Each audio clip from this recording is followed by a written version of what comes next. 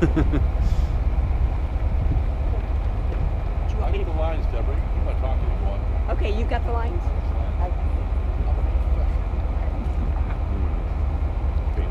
Okay, so I want to give you guys a little bit of information in case of an emergency.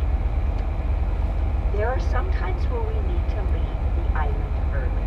It is typically weather related, but not always. If for any reason you hear a very, very loud air horn, that means we need to evacuate the island, and we want you guys to come back to the dock, and we will board and leave.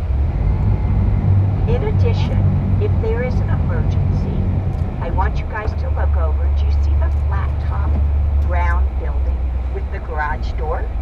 To the right of that is a door. Open that door.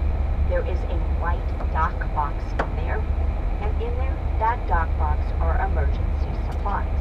There will be a park radio that looks just like mine, and it will have instructions on how to use it. There is a first aid kit, there is a defibrillator, and there are emergency food supplies. Those food supplies are not for lunch. They are for emergencies only. If for any reason you need to respond to an emergency, get the first aid kit, take it to the person who needs it, and then call me because I will be monitoring the radio. We rarely have emergencies, however we like to be prepared.